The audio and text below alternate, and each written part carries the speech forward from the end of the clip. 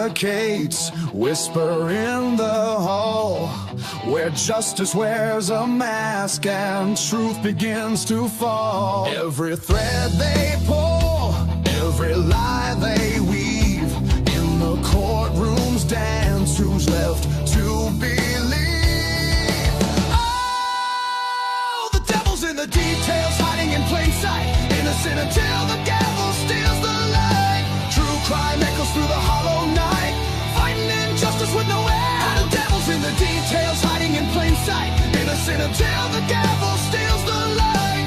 True crime echoes through the hollow night, fighting injustice with no end in sight.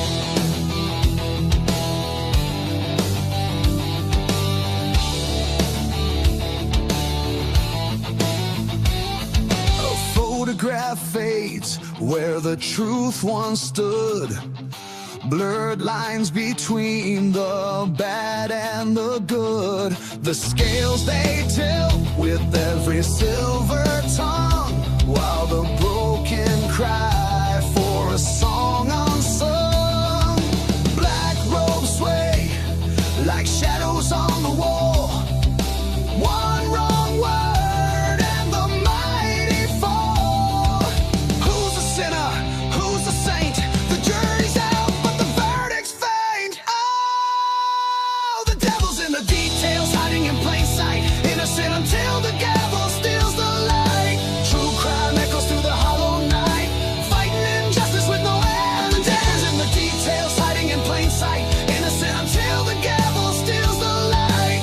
True crime echoes through the hollow night, fighting injustice with no end in sight.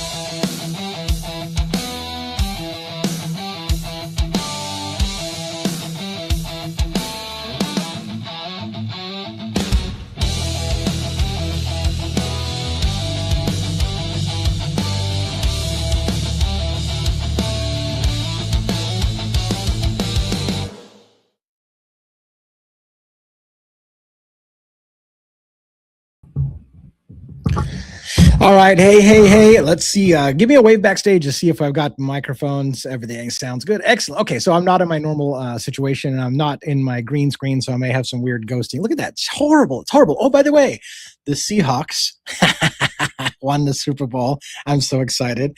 I got the shirt right after it happened, so I was so excited. But welcome to the Crimes After Dark. I'm being a little quiet because I'm at an Airbnb. I'm on the road. I'm doing travels. I'm doing some work. Can't tell you exactly where I am at any given time right now, but I will be back shortly at home and in my studio.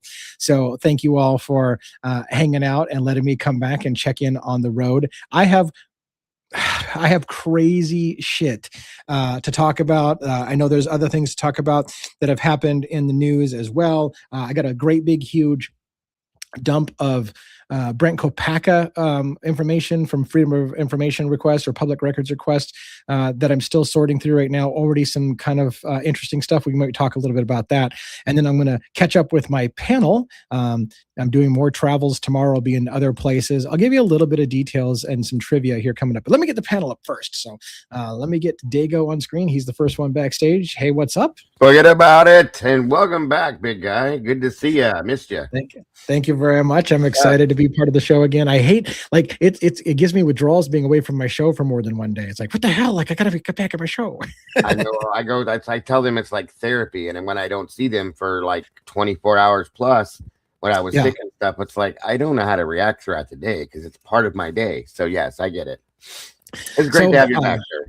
Thank you, and thank you for helping with my team keeping the fort held down and the show going on. So I'm excited to be part of it. Yeah, and it sucks. I guess we don't get JJ and Logan tonight, but that's okay. You and the other crew will be sufficient enough. So let's get Robin up on stage as well. Robin, how are you? All right, it's great to have you back and see your smiling face. and I'm alive. I haven't been killed yet, so that's a positive thing. there's an added Yes, plus it's for always a good sure. thing, sir. Always. I gotta tell you, when you're out, kicking the hornet's nest, as my wife and I kicked the hornet's nest a little bit today, and when you do that, then whenever there's a black SUV following you, even if it's just normal, you get nervous. Black SUVs with tinted windows, and I'm like, son of a bitch, and I'm like, oh no, they just turned off. Like, why am I paranoid? Maybe because you're out there kicking the hornet's nest and you're just expecting horrible things to go wrong. But It's part of what we do. Like I do it driving around my own neighborhoods. Like, yeah, why is that car over there? Who are you? I do it all the time. There's a little bit of paranoia that goes along with working in true crime. It's a fact. It is. It can be stressful at times. Well, let's get one up real quick, and then we will get into the show. One, how you doing? Evening. I'll remove stuff from your face. You're not. What's Bros up? and hoes. Bros and Bros hoes. and hoes. There you go. Robin. Logan started the bros and hoes. Yeah. Good to see you, boss man. Yeah, thank you. Yeah. I'll tell you more about what's going on. I think do you still? I mean, I've been gone so long. Do you still do a monologue on my show when I'm not here? I do. He Let's does. do it. Movie trivia. We got everything. I'm looking. We're now a game show. You didn't know. You didn't realize. It's funny. All right, read us in for the night, Sure. and then we'll get going. Sure. Is it good to be alive in the den on a Wednesday night? Yeah. Juliana, Jackson, hope you're feeling better. No, you're still sick, buddy. Love you. And of course, my beautiful wife, as always. Tonight, we slow it down. Not for drama, not for spectacle, but for clarity. This is Devil's Advocates, where emotion steps aside. Any uncomfortable questions step forward. We don't rush headlines. We don't echo narratives. We don't fear the gray areas. We sit in them. In the quiet town of Moscow, Idaho, 4 young lives were taken in a house that once echoed with laughter. The case the world now calls the Idaho 4. A crime scene that sparked 1,000 theories, an arrest that divided a nation, and a courtroom future still heavy with unanswered questions. Evidence, timelines, cell phone pings, surveillance footage, and the tension between what we know and what we've been told. Tonight, we don't sensationalize it, we examine it slowly. And then there's the unsettling shadow cast by the case involving Mickey Steins and Judge Kevin Mullins. A courtroom, a position of trust, a figure of authority. When the very system designed to protect justice becomes entangled in controversy, we don't look away. We ask, what happened? What does it mean? And who benefits from silence? Because justice isn't just about verdicts. It's about process, integrity, accountability. This is not a show built on outrage. It's built on inquiry. Here, we step back from the noise.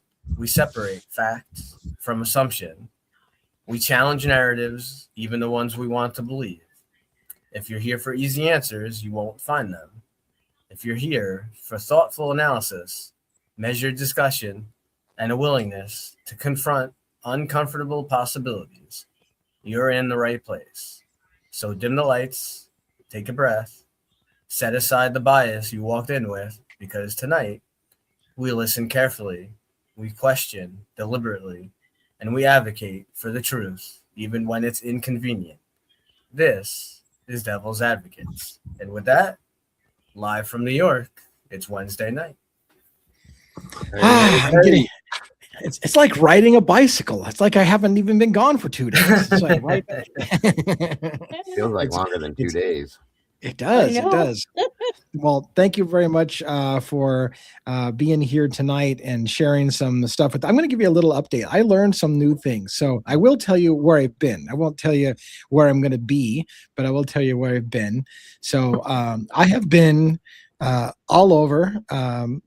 Well, I've been all over the country, actually, but most recently in Kentucky. And one thing that I will tell you about Kentucky that I found fascinating was my wife and I had significant time in one part of Kentucky, around Lexington.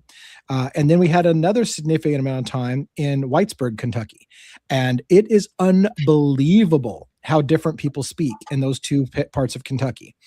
This is something I didn't know. So for us Westerners, us West Coast people, you might say, and this is probably offensive to some, and I don't mean it to be there, but from our perspective, people in Lexington sound like us. They don't sound like they really have an accent. You get to Whitesburg, and it is massive accent, and it's the linguistic style is different. The accents are heavy, and it's not that it's only a couple hours away, but the difference is night and day. And it was funny because I didn't really make too much of a deal until my wife said, "What the hell? Like, why is everybody talking so different here than they are in Lexington?" And so I did a little research. This is what I like. The devil's in the details. So here's the deal.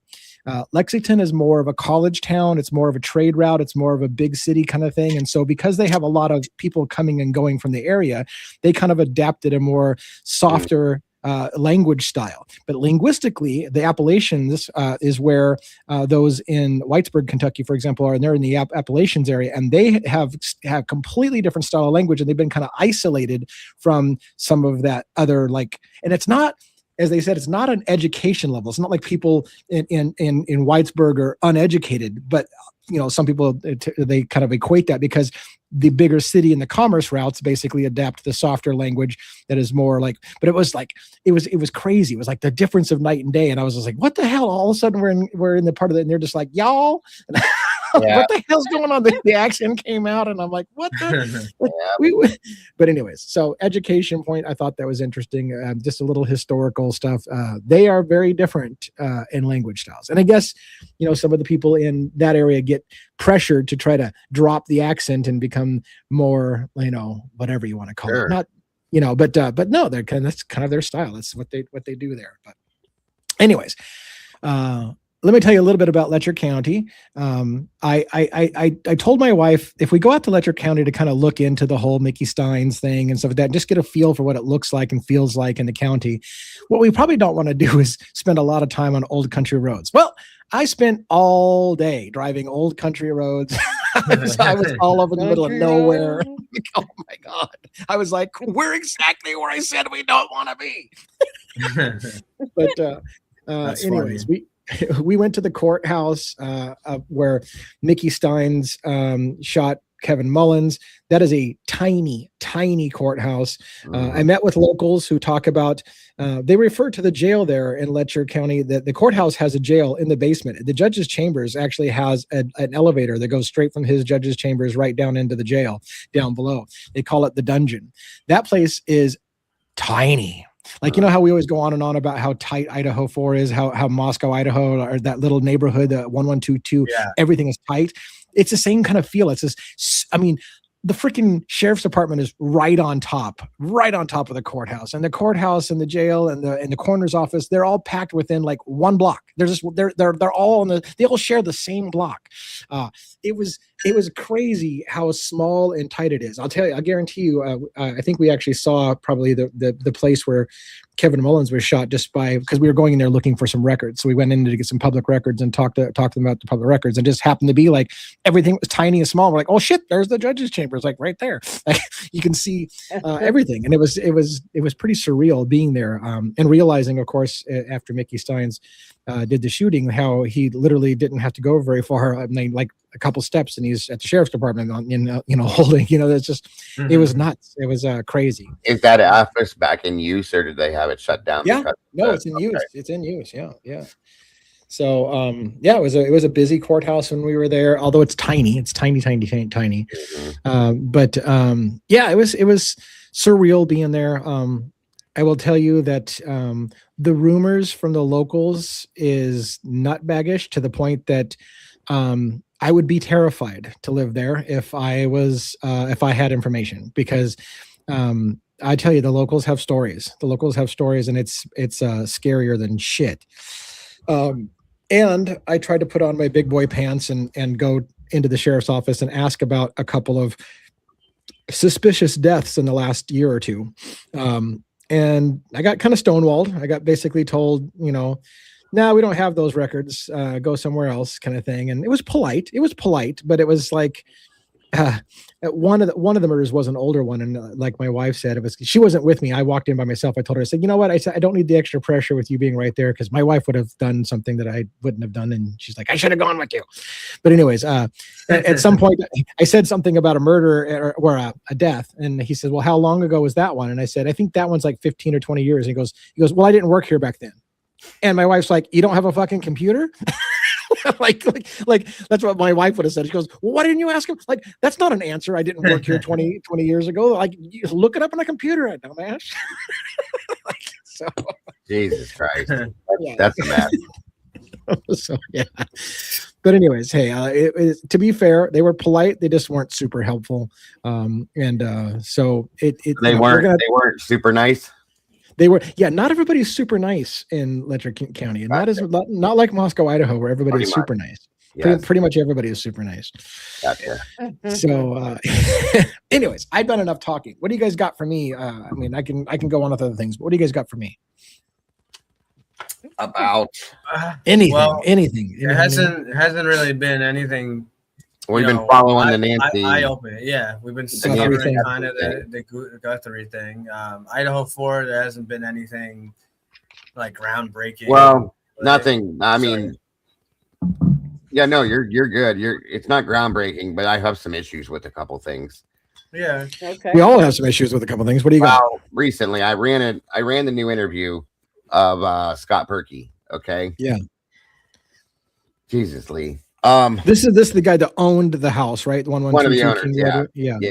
So with the statement that was made by this man to law enforcement, I don't know how this Gabe kid is not sitting in prison right now for this crime, to be honest with you. Okay.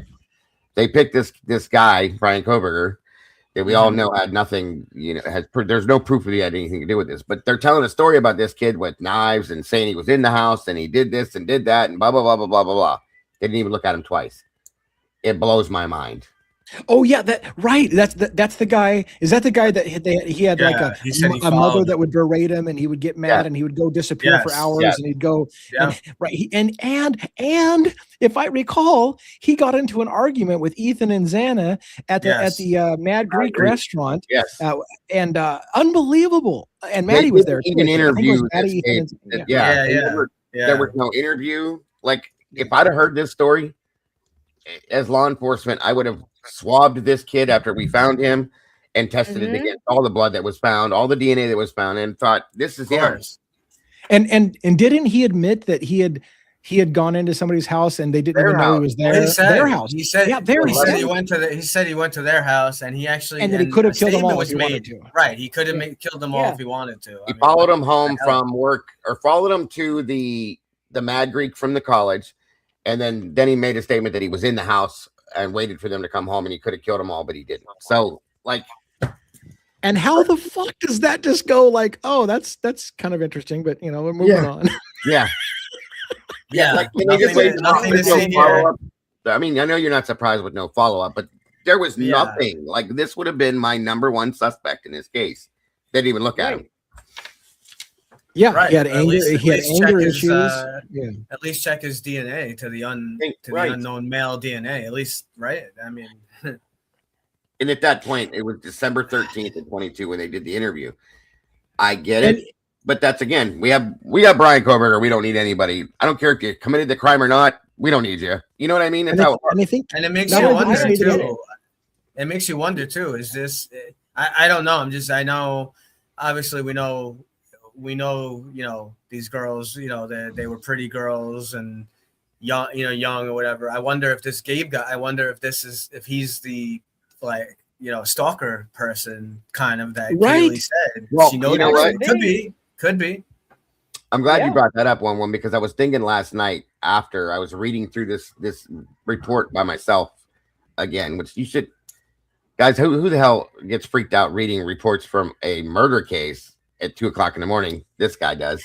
Like somebody's gonna come to my door and get me or something. It's crazy. But anyway, as I was reading through it again, I'm thinking to myself, like,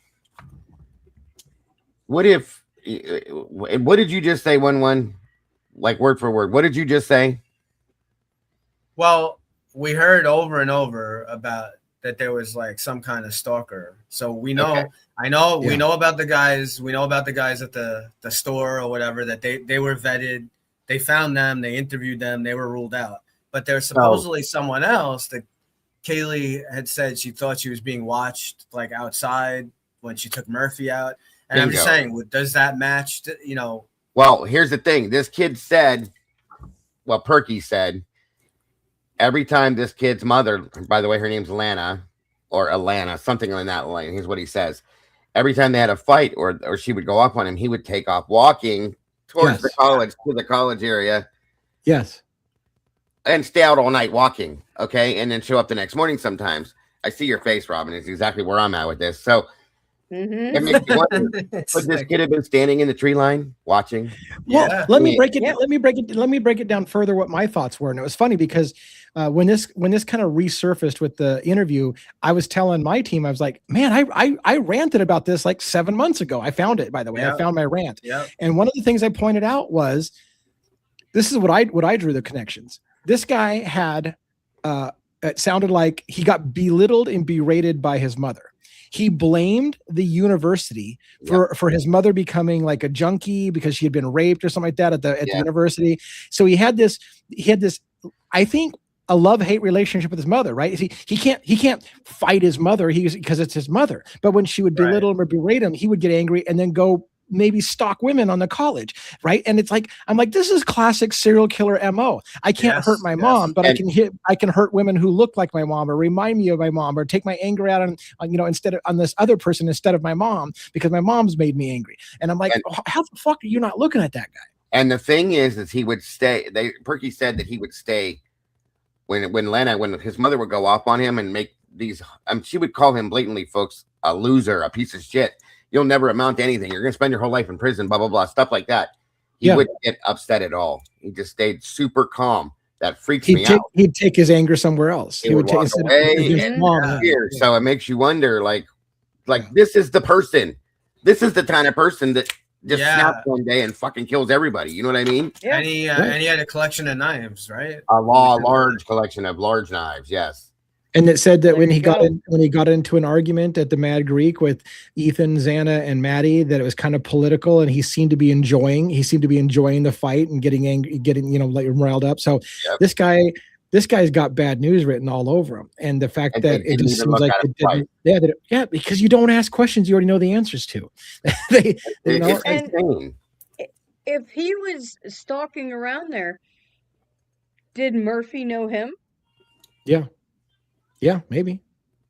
That's a very good point, Robin. Especially if he thinks he's so, he bragged. And again, here's the thing. I can't get over the whole, like, he bragged about going in, and I think didn't he say he hid in the closet, which is the same rumor that somebody had said, like, what if somebody, that there was a rumor that somebody was already in the house at 112 and they were hiding in the closet. And I think he said, I was in there, I went in the closet, I could have killed them all if I wanted to. And I'm like, this is exactly that rumor. And think about it. And think about too, I mean, it could be coincidence, but just a few weeks before, right? Dylan describes how they all went shopping and came back and the door was wide open. And the washing machine was running and all that, right. And they went around, they checked the house and nothing was there. It makes you wonder, like, maybe he was telling the truth and he was the one in that house at that point. Very good. Yeah. It could have been like a test run or something. Or maybe he enjoyed, scaring them and freaking them out. Like they'd come home and they'd just realize they'd been messed with, and he's getting off and terrorizing them. And he was like 19, 20 years old. Perky described his age and had it wrong based on the birth date. We figured out he'd be about 19 or 20 years old, roughly. Yeah. If you guys remember the dog that they found skinned alive, remember that? Skinned, and that, Buddy. If this guy's wandering around, carrying knives around, like, again, here's another test run of something that maybe, he goes out and stays out all damn night and comes back in the morning. What are you doing all night? Yeah. You don't know anybody else. You're not hanging out with people. It's weird shit. Do we know the background of this guy? Like, does he have any kind of criminal background? He does have a military background, ROTC. He was ROTC. Yeah, he has that. And where's he gone since? Like, do we know where he's at now? I think people think he's in the military because he kind of just vanished. I don't know anything else about him. By the way, real quick for the chat, I do see a number of you saying it's good to see me back and stuff like that. So thank you very much for the well wishes, and I see those out there, so I appreciate it. Feel a little missed, and I appreciate that. I love it. So thank you. In fact, what I'll probably do after the show is I'll probably grab some screenshots for doing my fireside chat when I get some time. I'm still going to be on vacation, if you want to call it that. I'm going to still be on vacation for a little while longer, but I'll be back. But I'm going to try to get a recording in sometime here on the road. So, and we can't find anything. I can't even find the guy's last name. We've all tried. I know lots of us have been looking to it. Him or his mother. It's driving Molly insane because usually she's pretty quick and good with. She can't find it herself. A few of us have been digging. We can't find anything. Yeah. So it's kind of worrisome. It's a little weird, you know. If the dude did what he did, if he did something maybe and was already pre-enlisted in the military, and then off the door he goes, he's off to who knows where. Who knows? You know what I mean? Yeah. I mean, Super Bowl shirt already? Somebody's like, how does Lee have a Super Bowl? I had that Super Bowl shirt the day of. No, it was the next day, actually. But Allegheny County, Maryland Police Chief Captain. Oh, yeah. I heard about that, Kara. Probably. Thank you, dear. Well, yeah, that so many things in the Koberger case that didn't get looked into properly. This is what is bothering all of us. Is just like, why are we assholes? Because we're saying it doesn't look like you did proper investigations. Like you didn't do policing 101. How did you rule these people out so quickly? It doesn't make any sense. And trust us, bro, isn't the fucking answer. No, it's not. No. Not when you got somebody out here that does stuff like this. Right. Him, and we see the document with Showalter with the state police, Idaho State Police, where they basically spell out that it's right there in the document how he lied about Floyd Cannabis shop and going to get in the beer and going to get beer and all that. That's like classic 101. The guy. Why is he lying? I'm not saying Showalter is one of the murderers or he had anything to do with it, but why is he lying? Like, well, I will say this. I mean, I will say this. From what I remember reading the documents, it's been a while. God, it's been a long while now. It feels like it's forever. But they did. I feel like and I don't know if it was Moscow or if it was Idaho, but somebody kept Showalter on their radar a lot longer than we think. Because a lot of people were like, well, how'd they rule him out? But looking at the documents, they were still listing him as a suspect or he wasn't ruled out. Yeah, because of what you just said, because his story wasn't checking out. And so unbeknownst to a lot of us, I think they went and got more fingerprints from him or something like that, didn't they? They got a deeper level of fingerprints off of him well into the investigation, or no? They re-fingerprinted or finally fingerprinted Decor in May of this past year, but I don't know about Showalter. I thought Showalter was as well, but it might be. But it was the same with Dylan too. I mean, Dylan and Showalter were not clear, although they did a press conference and said everyone was cleared, but clearly, let me ask you this. From the documents they weren't. Let me ask you a crazy question. This is a super. I just thought this up myself. Super crazy question. I don't like even doing this sometimes. Is there any okay? How to explain this? So there's a possibility law enforcement will purposely mislead the public with a press release, for example, to let the suspect think they got away with it, right? So they'll misdirect so that the people who are out will loosen their guard. Is there any possibility in your mind that a Brian Koberger, for example, could allow them to use him as a sure I did it kind of thing, and they're still looking into people? And would if he was willing to play ball, would he allow himself to say, "Yep, I did it," and all they're waiting for is the killers just to make a mistake and slip up thinking they got away with it because the case is over? Is that a possibility? In my mind, it is absolutely. Yeah, sure. For the greater good. This is a law enforcement. It's possible. Order. Yes. Yeah, and especially if it involves some kind of higher form of corruption or there are higher people involved in But it. so then let's talk Right. about the ethics of that. Let's talk about the ethics. So let's say if that was, and again, this is all hypothetical. Let's say Brian Koberger was willing to say, I'll say I did it, even though he's kind of saying that they're like, hey, just say you did it so that we can let the real killers let their guard down and we'll get the real killers and you'll get exonerated later and we'll let you out.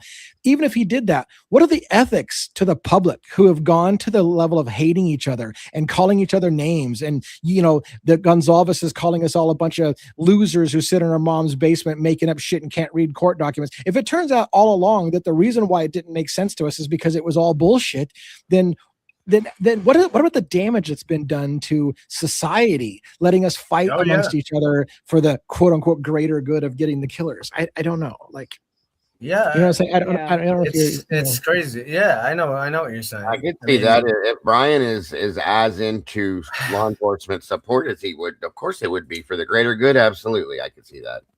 Yeah, I mean, if it involves bringing down, if you know, as we suspect, it could involve a whole lot of people, and it involves the possibility of bringing them down. I could very well see that being allowed kind of to happen, and I could definitely see Brian wanting to be involved in doing something like that. The whole "I can't wait to be exonerated" statement may have come from something like that too. So, and again, let's be clear. There's no reason to believe this is happening, but if it did, then you got to ask this question: if it did happen, that we later find out it was all an agreement, and Koberger agreed to kind of pretend to be the bad guys, so the real bad guys could get caught.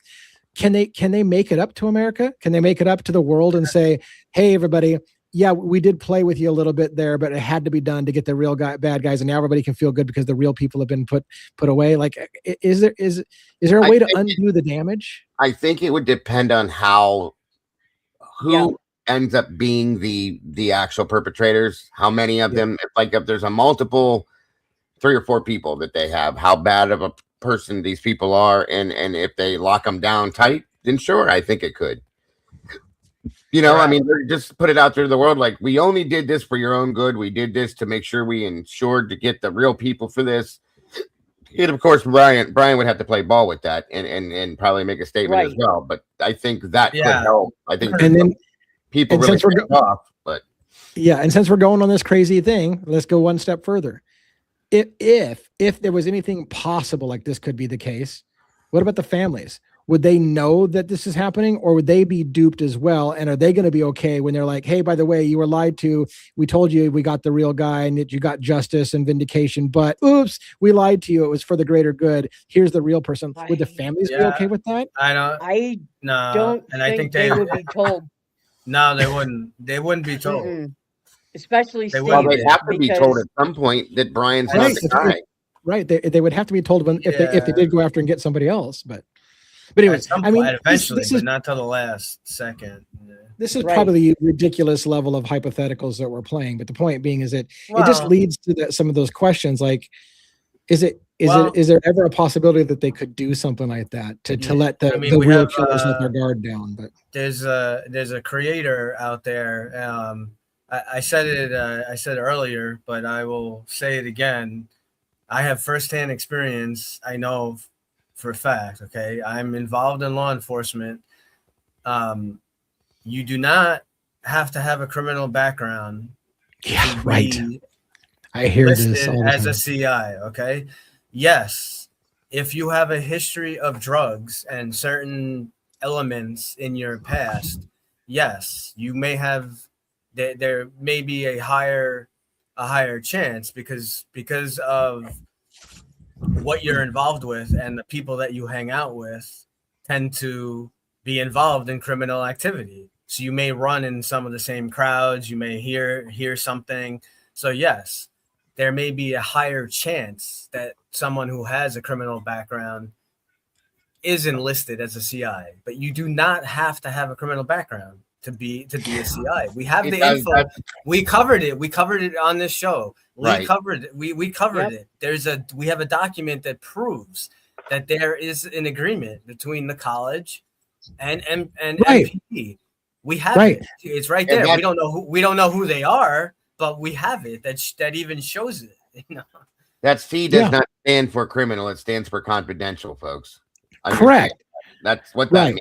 It doesn't mean. So it annoys me. So listen. So it bothers me. As I said, I'm not going to name who the creator is, and no, I'm There's not. been more than one. I'm not even. And I'm not. There's been I'm not more than talking one about creator who Pav. said that. Yeah, I'm not even talking. I'm not talking about Pav, but it annoys me because when there's a difference, if you want to have a difference of opinion, which that's what we're here. We're brainstorming, and people have different theories and different things. This is not a theory. This is an actual, real life thing. You do not have to have a criminal background to be a confidential informant.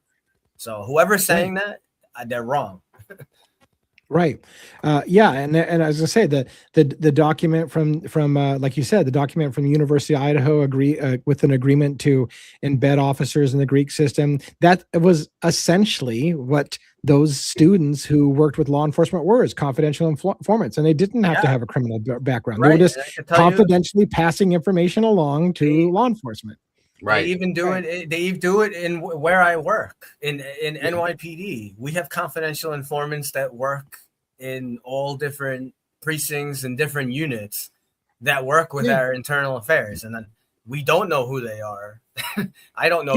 That's the whole point. And if you think about it, it makes complete sense. There, believe it or not, by the way, here's a shocker to a lot of people in America. Believe it or not, you don't have to be compelled to do the right thing. Some people want to do the right thing to do the right thing. They don't have to do it to get a plea deal or get a bargaining chip or whatever. Some people would be like, hey, there's corruption happening at my workplace and I want to help you bust these people. I'm willingly going to help you bust these people because it's the right thing to do. There are people who are like that in the world. I know it's hard to imagine. And they don't have to have a criminal background, and they could basically like, hey, I'll work with you, law enforcement, to bust what's happening in my office. And that doesn't have to be somebody with a criminal record. Not everybody does it so that they can get some kind of deal out of it. But true. So yeah. Oh, anyways, it's been a while. It's been a while since we talked. It's funny. I'm glad we're still getting a chance to talk about that individual that with the knife thing. That whole story just is flabbergasting. I just swacky. Yeah, and it was funny because and I don't completely away. To be honest with you, it does. Yeah. Right. It was funny because my wife was saying, and I don't think this is the guy. So let's go. I want to make this clear when I make this story, but it was funny when I told you about how I had visited the campus, the 112 King Road residence recently, and some kid came up and puffed up on me and told me to get the fuck out of there and whatever. Right. And my wife says, well, that kid was only like in his 20s. And so if he was there, like, because I said something, well, for all you know, he could have been involved in the original murders. It's like, well, that can't be, because he would have been in his 20s at the time it happened. And now it's been 4 years. He would have graduated, moved on. That can't be somebody that was involved with the original murders. But then I'm like, well, what about a 19-year-old ROTC guy who now would be in his 20s still? And, so you don't know that the killers were all college students. You don't know that they weren't young. Lived there. They could have lived in a different area, or they don't have to be going to that school and graduated at this point. We don't know that. Right. That's just an assumption. Yeah, it's just an assumption. Right. And that's like when we were growing up, my brothers, they had friends who were just slightly younger than them, who weren't like college age exactly, but almost. So I'm not saying that, young man had anything to do with anything. I'm just saying that your older high school kids do sometimes hang out with the younger college kids. For sure. Yeah, exactly. Even the guy that puffed up on me had a younger kid with them that was, clearly younger. So that kid in a few years will be that guy's age. So, I mean, it happens all the time. Right. Real quick, I'm going to take myself off camera because I'm cold. I'm going to grab a jacket. I'll be right back. Yep. Okay. Oh, I see. Gifted memberships. Very awesome. There you go. Nice.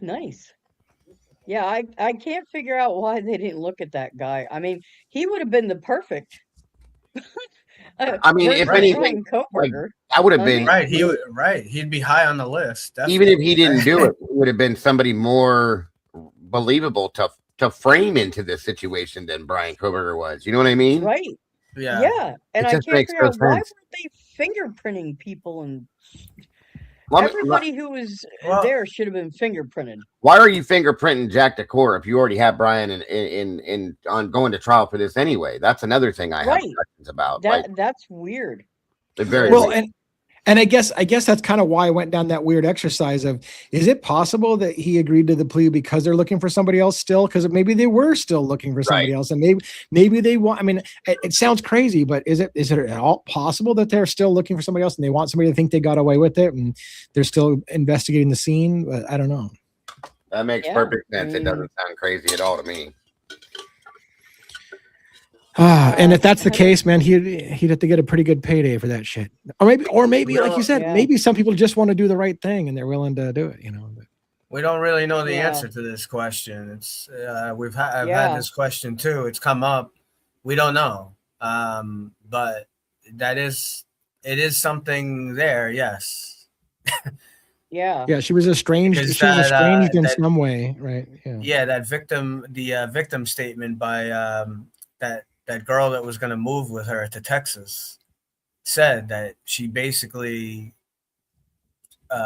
she wrote a whole statement. I guess the question was like, what is her opinion? What did she say about her family and whatever? And from what I remember, not quoting word for word, they whatever she said about the G's, they redacted out. And then there was a line where she said she basically considered her real family Maddie. Maddie was like her family. So there definitely was an issue there. What it is, we don't know. Right. No. And I keep going back to something Steve had said. I think it was him that said there's going to be some ugly things that might come out and whatever. And what was that kind of thing? Like I always wanted to know what was it that he thought was going to come out that was going to be ugly about their family history or something like right. Mm-hmm. Yeah. I don't know. And there's rumors. There's rumors. Yeah, there's rumors out there. But anyways. But like the Idaho Forest case lives. But here I am. I'm out doing more work on other cases. And like I said, I still have a lot of stuff going on that people don't know about that I'm hoping to reveal soon. So in not only in Idaho 4, because I actually have some stuff in Idaho 4. Like I said, I got some new COPACA documents, and I'm treating that carefully, by the way, because the COPACA stuff, I realize a lot of people are just probably done talking about COPACA. They're like, look, that's a dead lead, whatever. But I'm getting new public records information, and you'd be surprised some of the stuff that's unredacted in the Pullman record. I always said Pullman's going to be more forthcoming with records than Moscow, and sure enough, there's things that they're giving me names of people we didn't know the names of in the Pullman situation, and details that we didn't know about in the Pullman situation. By the way, one thing I wanted to say about that real quick. I'm embarrassed at myself and reminding myself again, I need to stay away from fucking not enhanced audio, because I didn't enhance any audio. But remember, I told you I don't like the whole putting something on screen and whatever. And I did it. I did it in the COPACA stuff, and I made another mistake. And I'll tell you why I made a mistake. Well, first of all, I made the mistake that everybody caught me on, where it sounded like COPACA said, "Oh no, I shot an eagle," is what I said, and it was actually I shot an angel. And I was like, "Oh wow, you're right." Once I heard it right. There was one other mistake that I made. That makes me so angry at myself. I'm like, why the fuck did you just stay out of it, man? Just stop doing the speech thing. It was the beanbag comment. So I had heard, the first time I heard that, I heard the audio recording during this COPACA thing, and I heard beanbag. I heard it clearly. And then when I was doing the body cam analysis, I heard it differently, and I heard big bang, and the cops all immediately kind of started walking backwards. And then when they heard a click, they said, "Oh fuck!" Like or "Oh shit!" Like just before the explosion. I thought, yeah, they're saying big bang. Well, again, I got a new document release with the police report from the officer, and he said, "I said big beanbag, and I teach the officers that there's a clicking sound just before it goes off."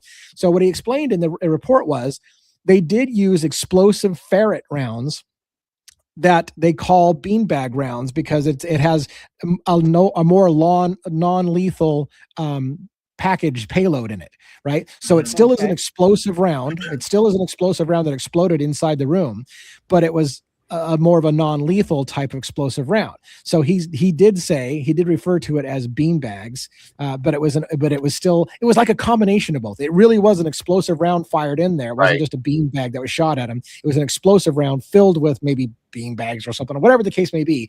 He literally wrote in the report, I said beanbag, beanbag, beanbag. I was like, well, shit. I thought I heard big bang, big bang, big bang the second one. And they all stepped back and went, shit, like there's a big bang coming in. That's what you heard is a big bang that happened afterwards. And so I'm like, hey, that's what it said. Well, I should just stay the fuck out of trying to tell people what I think I heard. It happens to the best of us. We got some Thank gift you memberships. to thanks to Jules Down Under for gifting 5 memberships. Thank you. Appreciate that very much for our channel, for getting some nice gifts. Hopefully somebody got those and picked those up. I appreciate that. But anyways, yeah, that's another one of the reasons why I don't like in the audio thing, because again, once you tell somebody what they're going to hear, that's what they hear. It is what it is. Does it really effectively change much about that encounter? It doesn't. Oh, but there was one surprise in the write-up of the police report. Here's the other surprise. He wrote that he did that beanbag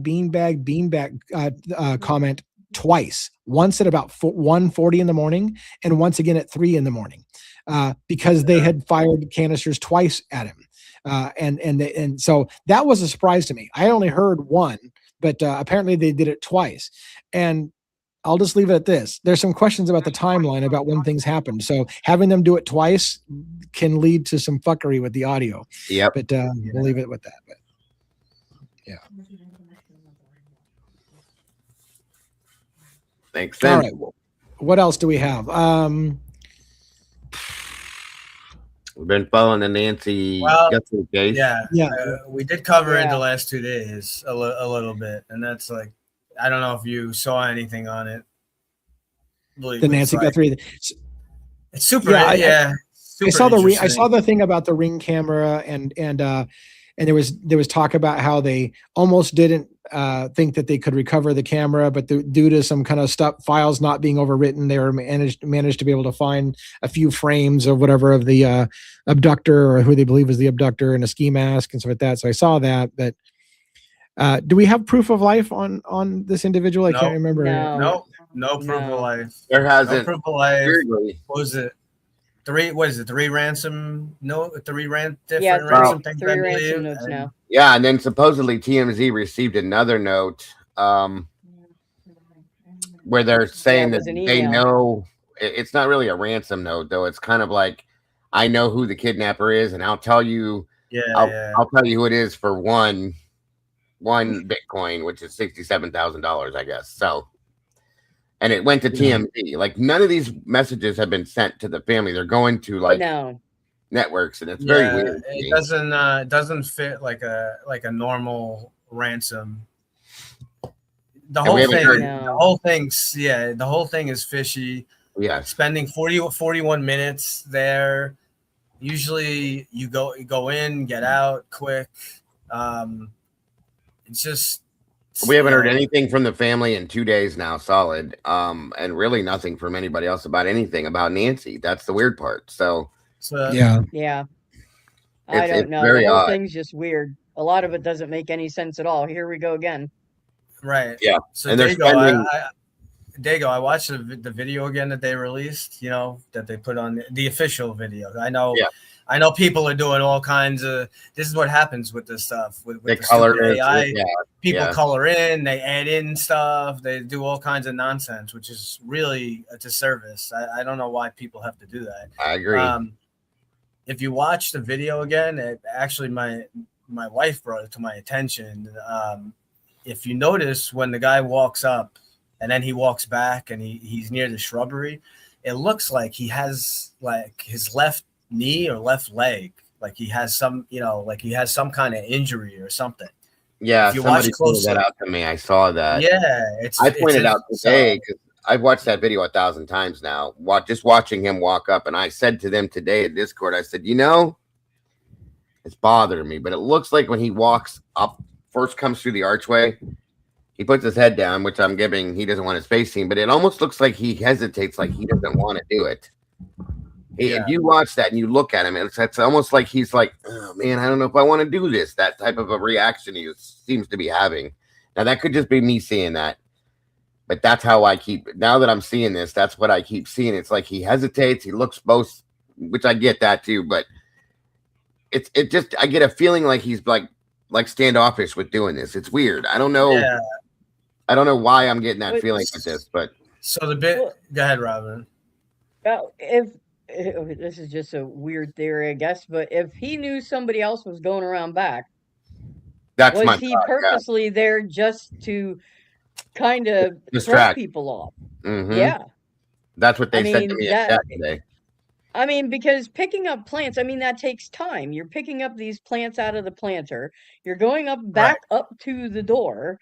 I mean, the whole thing is just weird. I'm thinking that maybe that dude was some kind of a decoy. Yep. I don't know. Yeah, and someone did go in the back because they said there were cameras and lights smashed in the back. They haven't released any video from that. But. That could have been a decoy while the person that's actually doing the more, because this person is so unprofessional in the front door, but whoever's went in the other direction, I think would be the more professional person.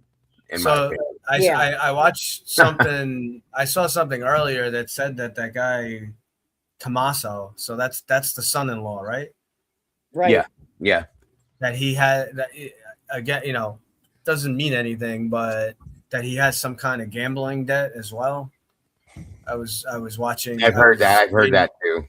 I was reading something. I don't know, if that's accurate or not. Oh, guys, can I switch topics though? This is yeah. I forgot to tell you something. And we don't even talk about it a lot anymore. Okay. So Charlie Kirk's assassination is where I'm talking about.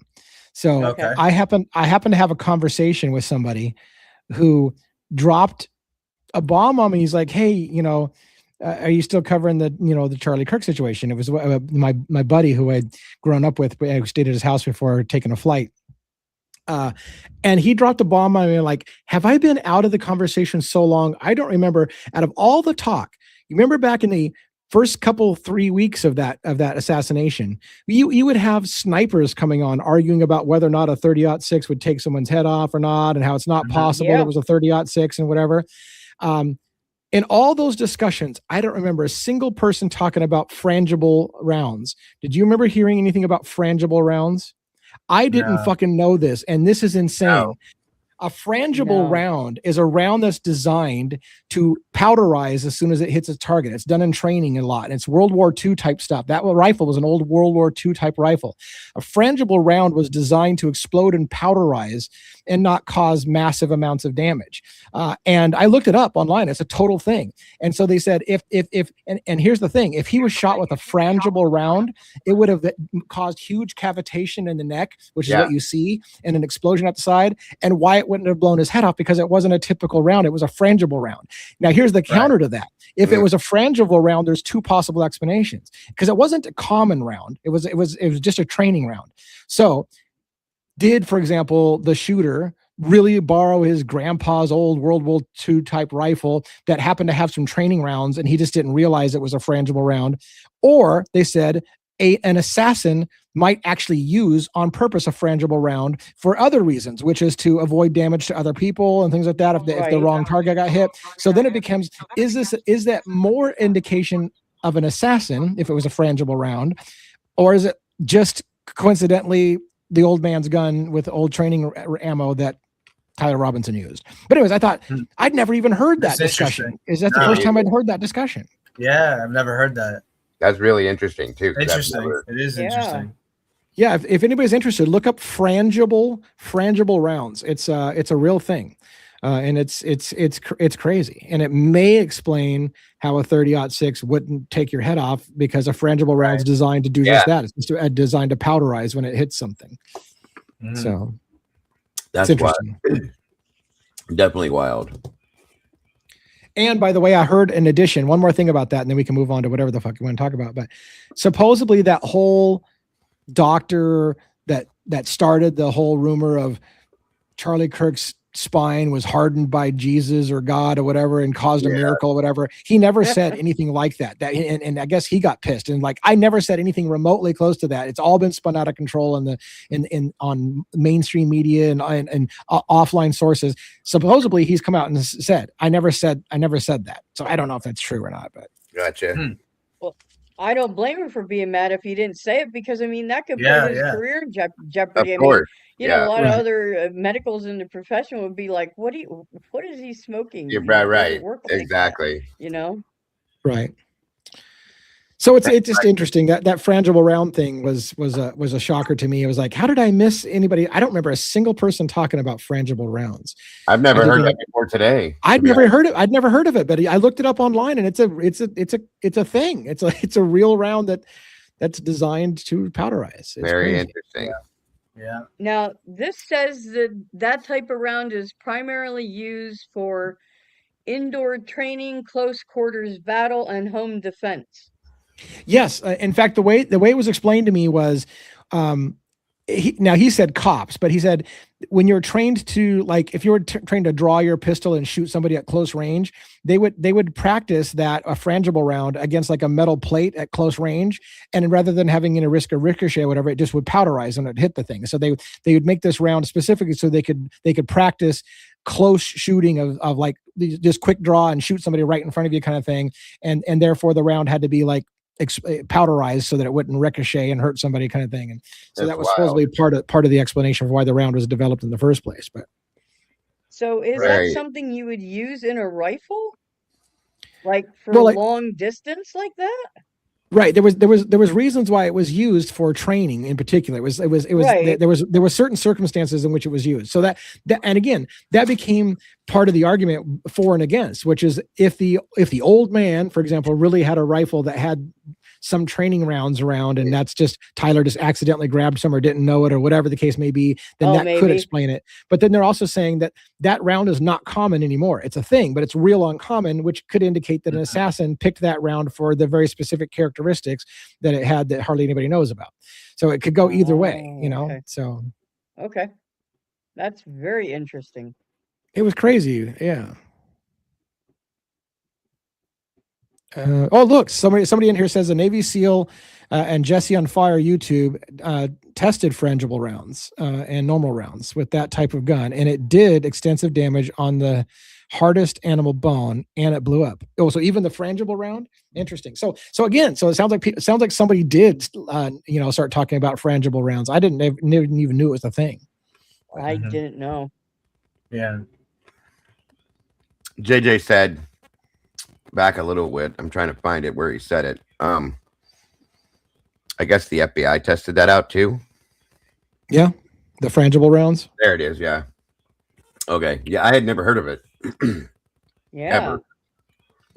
Interesting. Yeah. Very interesting. Yeah, I don't know how I missed that. And all the discussions that we had about whether or not it's an exit wound or whether it's an entrance wound and whether it would or would not blown his head clean off and whether, I don't remember anybody ever back in those days talking about frangible rounds, but maybe we did. And no. I know I never did because I never even heard of them. Yeah. Well, you see, you learn something new every day.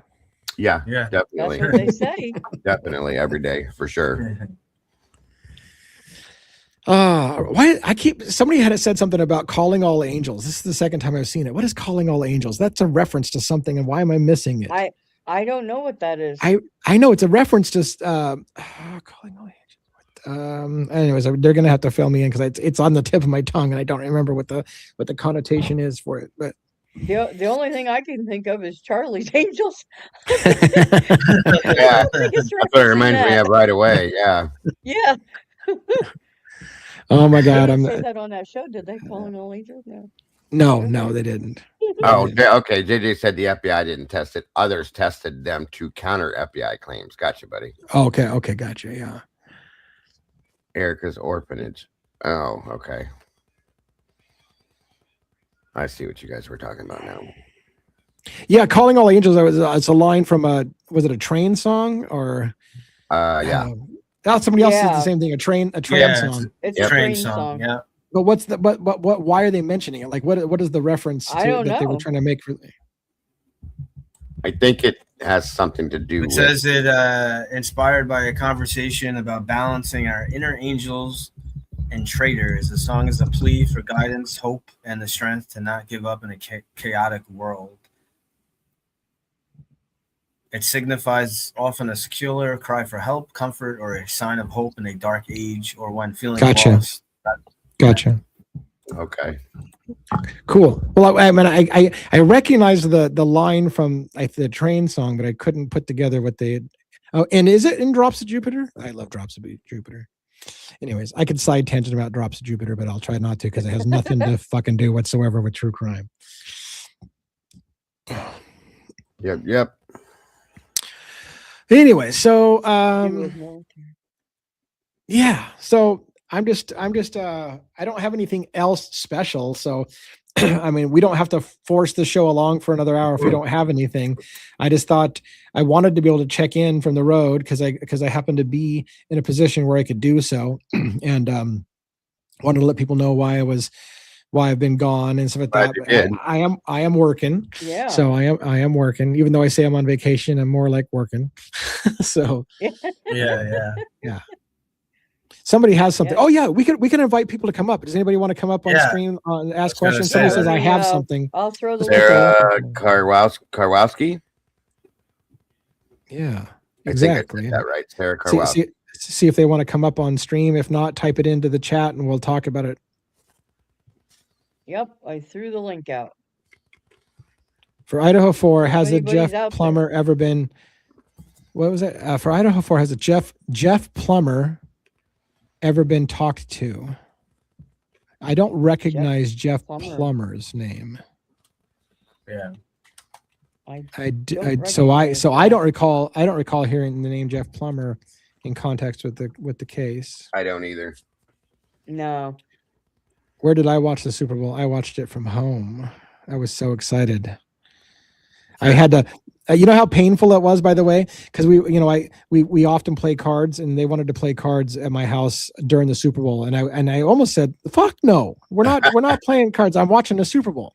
But my wife convinced me that nobody coming to play cards gives a shit about football, so they're not going to tell me the score. And so I literally told everybody, your phones go away. Nobody's allowed to even get on their phone to check a message, nothing. I don't want to hear shit. And so it was painful. Like, I kept reaching for my phone to check on things, and I'm like, no, don't, because I didn't want to. I was going to check on something else, but I'm like, I managed to somehow avoid it. I watched like a quarter of the game before we had cards, and then I watched the rest of the game after they left for cards, and I pulled it off. I got to see my game without knowing who won, so it was awesome. Good stuff. Good deal. And I was super stoked. And be careful. Yeah. I was just going to say I was grateful the Patriots didn't win again, so I'm very happy the Seahawks won. Yep. I was going to say be very careful, people, about these heartstring stories. I saw a heartstring story about Coach Mike McDonald from the Seahawks, and it brought tears to the eyes. And then I realized when I read it, I was like, that's not even that can't even fucking be real. So after I got a hold of my emotions, like, what a story. I was like, matter of fact, what a story. It doesn't fucking sound believable. And sure enough, it's clickbaiters who fucking play on, and they make up great. So they take a screenshot. There was a picture of Mike McDonald and some kid with both with tears in their eyes. And they made this whole story about how he changed this kid's life and mentored him as a child. The whole story is complete bullshit. They just took a freeze frame of a picture and made a story to it. And I bought it for like a dumbass. And I was like, wait a minute. I mean, after I had bought it, I said, wait a minute. That's too good of a story to be true. And sure enough, not true. Just fucking clickbait bullshit. So just fucking keep in mind that's how they do shit, you know. It happens a lot too. A whole lot. Yeah. Yeah. Anyways, so why is JJ's in the chat but he's not on the panel? What happened to JJ for the show tonight? I don't know what he's doing tonight. No clue. I don't know if he said he wasn't going to be able to be on. Yeah. That's fair. That's I mean, yeah, the guy's allowed a day off or something. It's okay with that. Yeah, you know. Once in a while. But Logan, I don't know. I don't know if Logan's allowed a day off. So what the fuck is Logan not being here? I don't know. She's got her own channel. Yeah. Yep. She said she'll be back tomorrow. Yeah. Yep. What else do I have to tell you? Yeah, I don't know. By the way, so here's a random bit of trivia, not related to Idaho 4 or any true crime, but when we got into Kentucky, there was the Kentucky Derby sound, that that Yeah. fucking whatever the hell it is, Yeah. that went off at the airport. And so this guy at the checkout counter for the rental car where we were getting said, "Uh-oh, here we go." And I'm like, "What was that? Like, is that the baggage claim coming in? Because we're waiting for our bags." And he's, no, that's what we play when a new flight arrives. So they play the Kentucky Derby song whenever a flight lands, because then all the like car dealerships have to know that they have to be ready for a bunch of car handouts as people come in off the plane. I don't know. I just thought it was weird that crazy. They play the Kentucky funny. Derby song. That is crazy as hell. I just pick up on random trivia. I didn't hear What's that this? Cat's Mojo of black glove. Where did they was find the found. glove? Where did they find There was a black glove found by near the house? Yeah, it's out in the area that they were searching near Annie's house. Is it a match for Idaho 4? No, but somebody touched McDonough there God. because Right, it's right, a black right. nitrile glove, just like the one that the perpetrator in the picture was wearing. Man, and Lee, you got to hear what they did to Mint this guy julep. what they did to this Oh God! person of interest last night. Tell Oh, that man. story. This is This, interesting. Yeah. this guy was followed, and he stopped the car because he realized he was being followed. They held him for 2 hours. Didn't really tell him much of anything. Then they went to his house. They held him from 4 o'clock in the afternoon until midnight. I mean, they only held him just 2 hours. initially. Yeah, they didn't Right. tell him. They didn't even read him his rights for the first 2 hours. That's what you were saying. Yeah. Wow. And he was asking. He says after like 15 to 20 minutes, he was asking for a lawyer, and he pleaded the fifth, and they got like pissed off, and then they raided his house and all this stuff, and it's not even the guy. So he's gonna have a nice lawsuit. Big time. I wish. By the way, go ahead. He had it at some point, like delivered. That's what he did. He delivered packages, and at some point, apparently, he may have delivered a package to Nancy Guthrie's house, and so that's kind of how they tracked him down. But he's like, she wasn't at his house, at the mother-in-law's house or anything. So they let him go. So Yep. And the only thing which caught my attention, but then he said about a white van he drives, but it's got, I think it's called GIL all over the side of it. You can't miss any sense. Yeah. So I was like, okay, thank God. Because they said before that there was a plain white van driving around the neighborhood days before, but it's plain white. There's no markings on it, so they don't match. But yeah, right. he's gonna have one hell of a lawsuit, in my opinion. And I was gonna go on my little personal rant. I've heard an attorney I really like say, people don't ask for a lawyer unless they're guilty, and I think that's the worst thing. It's the worst thing. Especially, I'm disappointed hearing an attorney say that, because I will tell you right now, if I ever even sniff that officers are suspecting me of being involved in something, I'm immediately lawyering up. And I don't care if I fucking had anything to do with it. If I even got a hint that the question is suggestive, like, where were you? I would need a lawyer. Because I don't care if I went to the gas station, lawyer. I'm not answering those kind of questions. So, No. But I don't think you need to be guilty. I think you just need to be smart. It's not a good thing to necessarily to put yourself where, especially if you're the kind of person that says dumb things, and you can incriminate yourself on something you didn't even do because you just chose poor wording. So don't stick yourself in that. That's my advice. Don't stick yourself in that situation. But that's my advice. I don't know if all police officers, I'm sure lots of police officers would just let something go if a person would just answer quickly and be done with it and they can move on. Maybe that's true. But in general, if it looks like you're a suspect of something, or you're being interrogated about something, man, I would lawyer up in a heartbeat. Yeah. I'd say don't answer any questions. Yeah. If you're being brought back to the station, or you're being, And I think you can do that politely. I mean, I would imagine, you tell me one, I would imagine if it's not what you say, it's how you say it. If you were to do it politely and to say, hey, I really don't feel comfortable answering questions. I'd like to have an attorney, that they're not going to get mad at you for that. They'll be like, hey, okay, good. We're done talking then. I mean, it should be just business. It shouldn't be a personal insult kind of thing, Right. And you can't really argue about it now because there's all kinds of body cameras, and so yep. So that's my recommendation, is just always be on the safe side, because again, and I know the logic is, if you didn't do anything wrong, then there's no reason to not tell them, kind of thing. But it only takes you to have one thing that didn't make sense that you did weird in your day, and all of a sudden you're a suspect, and it looks like you did something guilty, and you might have just done something weird that was just weird, and you're like, oh, wait a minute, that does look bad in retrospect, but it's too late. Like once you've done something weird that can't be explained, then all of a sudden you're a suspect. Mm-hmm. So yeah. Or if you misremember something, I mean, right. I do agree. Well, I thought you said it was 3 o'clock that you went there. Now you're saying it's 2 o'clock.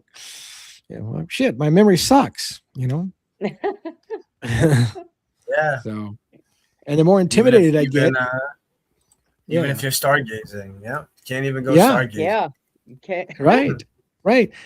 Yeah, I mean, I do weird things like go for a drive in the middle of the night because I just want to, let off some steam and get out of the house, kind of thing, and that's apparently enough to be suspicious of murder.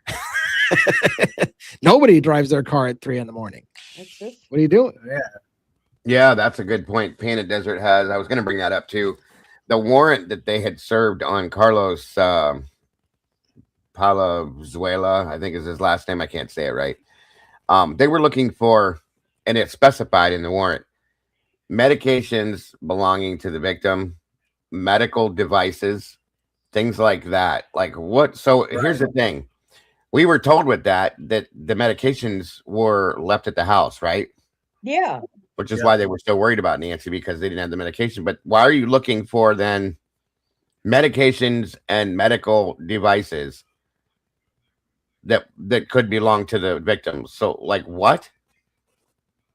So it almost and they knew that. They knew that. So here again, misinformation right out of the gate. Well, like Lana covered it too. They knew this. Yeah. They knew this already. They lied. Yeah, they knew it. They knew it already. They just didn't tell us. Yeah, it's crazy. It is crazy. I don't know if they ever tell the truth about things, and it's like the go-to thing to just kind of lie about things and hide things and whatever. It's like the go-to thing, and then you wonder why people's trust is being eroded. Yep. And again, no offense with one, but like people's trust in law enforcement gets eroded every time they treat people like you don't need to know the truth, and we don't have to be transparent with you, and we'll ask you questions when we want to know something, but otherwise shut the hell up. Like that whole thing just creates barriers between people. Well, if you it doesn't make us trust the system. You're right, 100%. If you think back through from the beginning, you guys, they told us they couldn't get video. Remember? Yeah. Then they got video. They told us the medications were left behind. Now they're looking for them and medical devices and stuff. It's like, what's next? Oh, by the way, you know where Nancy's at. We just didn't know where she was. What the hell? You know what I mean? Right. I mean, I'm expecting that to be next. Jesus Christ. Stop telling lies. Be honest with us. That's all you got to do. Or don't tell us shit. Leave it or just say we can't say right now. That's it. That would be a lie. Instead of telling a lie, just say you can't say. 100%. The big thing they're probably working on is the geofencing. Unless, I mean, this guy does not seem to be a professional that was walked up to the house. So there's a lot of ways you could have blinded the IR sensor and the camera. Having a gun in a holster that doesn't even match the firearm, and how he had the firearm too, dangling in the front. I think it's a BB gun. I think it's a BB gun. Yeah. But to be in the house for 41 minutes, if any of them, if they had their cell phone, if they received any kind of text, phone call, anything, and again, like granted, yes, it's a big area, right? They have to look, but this is it's somewhat of a remote type area. It's late late at night. It's not going to be the same as like being in the middle of like New York City or LA. So they're going to look at anyone that received phone calls or texts during that time. Mm-hmm. And, you know, there's got to be, so they damaged the cameras, but there's got to be, no one else has any other camera or footage of a vehicle. I mean, I don't think they carried How did her they on, get her out on of their there? back. That's what Exactly. I mean. How did they get her out of there? There's got to be some kind of vehicles around somewhere. And I think they know that, and it's there. What the fuck? What equipment did they take?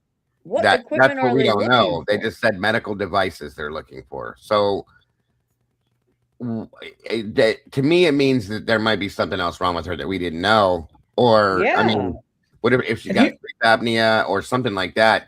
But here's the thing. If they took stuff like that, that means they were planning on keeping her alive and healthy. Okay. Which is still, you don't see kidnappers go, okay, let's make sure we get her medication, her CPAP machine, her walker, her this or that. Like, this is weird. It's just weird. So that kind of info that we have now, that the search warrant was looking for medical and medical devices. Yeah. This means that this had to be someone that was aware of that, was aware of her ailments. So turns away now that this was a crime of opportunity. This is like some random, some random burglar or whatnot. Yep. Yeah. It had to be someone that knew more about her. That's what it says to me. Right. And we still really don't know if she's alive or dead. So no. And who would know about her ailments but her family? Right. And we talked earlier about a visiting nurse aide that may be coming to healthcare aide. I said this earlier. It would make sense to me if she had a healthcare aide that may have stopped in a couple days a week, maybe. Say for instance, and this was just an ideal that if she did have that, maybe that health aide has a spouse or a partner or something that got a good idea and said, "You're working for who? Nancy, that's Savannah's daughter. We could get rich off this," or something like that. You know what I mean? So it's just a thought. Sorry, Lee, I didn't mean to talk over you. No, that's all right.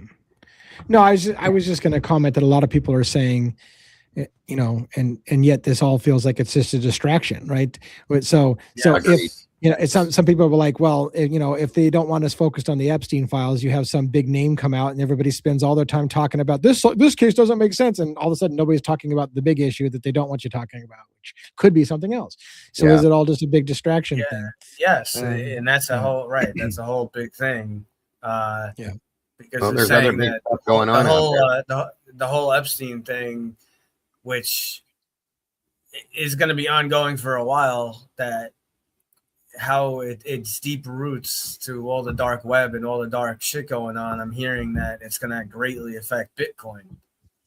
That it's going to almost we'll see what happens. I was watching a show the other day. I mean, it was basically saying that it's going to make Bitcoin almost like go to nothing if the full stuff like comes out. Bitcoin is in the shitter right now and has been in the shitter for a while. I know because I happen to have some in the Bitcoin, and it was in the shitter already. And in fact, if anything, that was one of the things that made me perk up interested when the person wanted to be paid in Bitcoin. Is like funny that they're asking to get paid in Bitcoin when it's at an all-time low again, for not an all-time low, but a very, very low point, because this would be a great time to buy into Bitcoin if you believe that it's going to bounce back, because you can buy it way cheaper right now because it's crashed. So makes you think then it makes you think how high can this go? Did the crash happen because somebody wanted to buy low and get a payoff when Bitcoin was depressed, and then so did somebody with power create a dump in the market, then come up with this thing so they could buy a crap ton of crypto at a low price, so that when it comes back up, they make tons and tons and tons of money? No one would ever do that. No. Manipulate markets and shit. No. Yeah, it's a good thing that's not illegal. Yeah. Yeah. Oh, I don't know. There's definitely some fuckery going on with this one for sure. Didn't we just Yeah. offer people to come up on stage? Like, here's the thing that kills me. This is what kills me. I have people telling me all the time, why don't you do what other channels do and have a call-in show? And I'm like, I can't tell you the number of times we've thrown our link up and asked people to come up and no one does. I can't do I can't do anything else. So people are like, why don't you do what other channels do and have a call-in show? Like, it doesn't work for me. I don't know.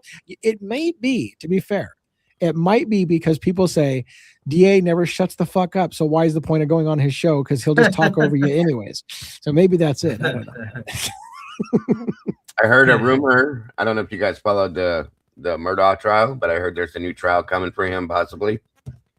Really? I heard that there should be that, but I didn't hear that I had done it. But yeah, I don't know if it's happening for sure. I just heard about that. We got to reach out to Allie. I know. Yeah. Gosh, she's I so still want to busy. hear her. I still want to hear. I know. I still want to hear what she has to say about the Luigi stuff. I know she put like a TikTok thing out, but yeah. Have you guys seen WSU's response to the family's lawsuit against them? Is there a new response? All I knew is they moved the jurisdiction to the east side of the state. Have they responded in any other way? I don't remember if they have. I feel like I'm out of touch. I've been gone for 2 days. I don't know what the fuck's going on in Idaho. There really all I know is that people are different. super nice there. That's all. yeah. That's about it. Pretty much. Pretty much people are super nice. That's it. I gotta tell you, going back to Letcher, because like I said, I spent time in Kentucky. It's a scary fucking county out here. I'm telling you what, it's a scary county with the rumors that go around. Scary place to You be. think it's worse than Idaho? Yes. I It think it's sounds worse than like it. Idaho. That's what it sounded like to me. Yeah. Yeah. Scary level of bad. So I don't know, Couldn't even man. imagine. Let me see yeah. something here. Give me a minute. I think I might have a bit of an answer for you guys on something. 1 second. Okay, while you're looking that up, what's the answer? Does anybody know? Has the Supreme Court had the appellate courts decided on whether they're going to hear Richard Allen's appeal on the Delphi case? Because I mean, I know it was submitted for appeal, but have the courts decided that they're going to make any kind of ruling? Are we still waiting for the appellate courts to decide whether they're going to make a ruling on that? I mean, they're going to make some kind of ruling, but have they done anything? Not that I know of. Yeah. So I think what they're talking about with WSU is that WSU answers the complaint, leaves open the possibility of suing the plaintiffs, Goncalves, etc., so on and so forth. So I don't know. I'm going to have to look into the actual answer itself, the document, to read into it. But that's what somebody put out earlier today. And she's usually pretty on point with what she reads document-wise.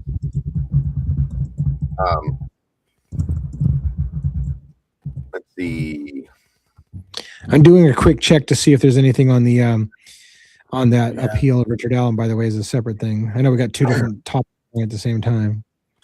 As far as this goes, as of February 2026, the appellate court has not made a decision yet on Richard Allen's appeal. It's JJ talking about Cobain. It's Private messages, JJ. Do you guys, so this is a question from somebody. Let's talk about this for a moment, because I mean, we always talk Idaho for. Do you guys think Richard Allen is guilty or not? Do we want to do a roundtable real quick? Robin, do you think Richard Allen's guilty? No, I do not. Just categorically, you don't think he's guilty. And what do you think? Nope.